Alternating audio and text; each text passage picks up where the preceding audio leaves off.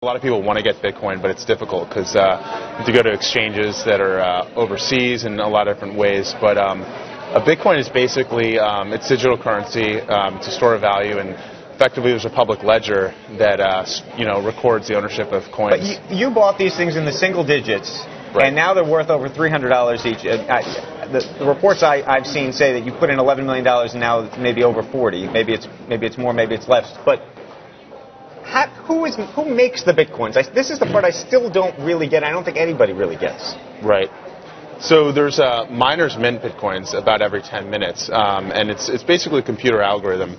And can I mine a Bitcoin if I want to? You could, but at this point the sort of computers built to mine are so specific that you couldn't really do it as a hobbyist. Who do I have to call to get a Bitcoin?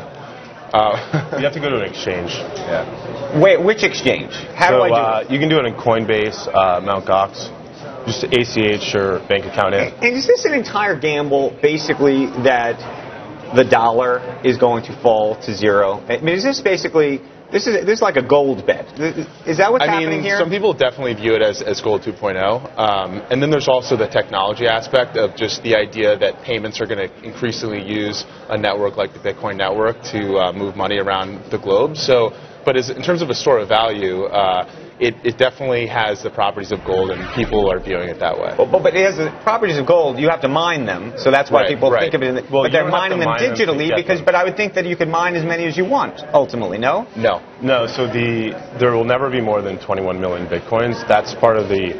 And who decided that? Who is the Ben Bernanke of Bitcoin? Satoshi Nakamoto. Right. It's Satoshi Nakamoto. It's a pseudonymous creator that we don't know, but the whole point... So you don't know him? Nobody knows him? The whole point is that you don't need to know him because it's based on cryptographic trust in cryptography and not trust in an individual. And your sense of this, I mean, you clearly have made a big investment in this. You're trying to pursue create an ETF. Right. Where does that stand right now? So we filed an amended S1 in October, and we're just still going through the process. And how long does that process take? Do we know what the... we don't have a crystal ball, but... The SEC knows. It's moving. It's moving along. And let me ask you the flip side of this. The criticism of Bitcoin, beyond the fact that nobody knows who created it and nobody knows really how it all... And that's the criticism, that the regulators ultimately are going to step in and say, you know what, we can't track this currency. It's being used on places like Silk Road, which just got shut down for illicit goods. Because you can't track it, that it makes it actually more attractive for that part of... So you can actually track it. It's pseudonymous.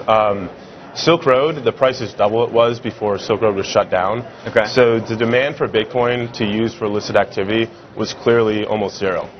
So your sense, though, of the regulators right now, I assume you've been to Washington and had conversations with... We're going to have Senator Levin, who's going to be here at the conference a little bit later, and I hope that we have a question about that. There's going to be other people here who I imagine may talk about some of these issues. Sure. I think, like, the discussions that we've had, I think everybody recognizes the innovation and doesn't want to stifle it, but they just want to make sure that there's healthy regulation so it's used in a safe and productive manner.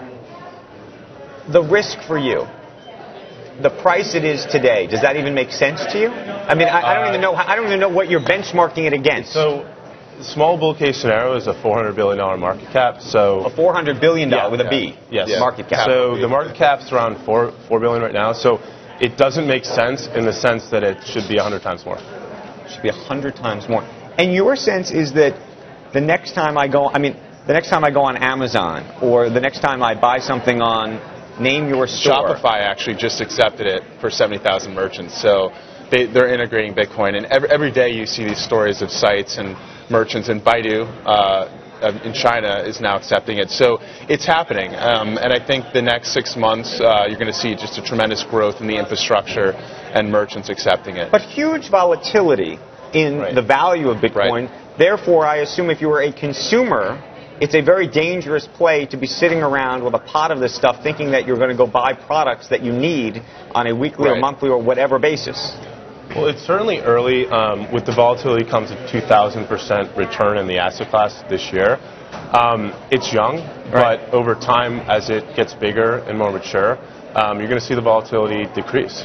What do you mean? We've had a number of Fed presidents come on Squawk Box, and we've asked them about it, and most of them, I will admit, write the whole thing off. Okay. Well, that creates the opportunity for guys like us.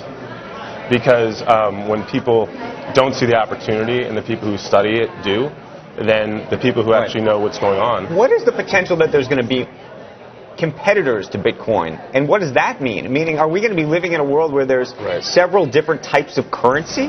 It's very possible. I mean, I think everybody agrees, or most people agree, that virtual currencies are here to stay. Will Bitcoin be the ultimate winner? Will there be more than one? It's very possible, but Bitcoin has about 5 years of first mover advantage and definitely a very entrenched user base. The network effects of money are so great that it's probably a winner-take-all scenario, but there are all alternative coins called altcoins already that exist. But Bitcoin is right now the clear runaway winner.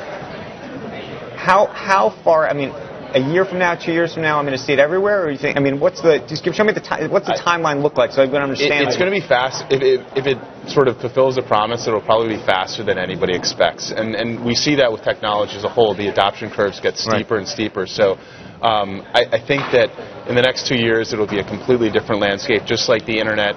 The difference between 98 to 2000 or 2001, it was just a completely different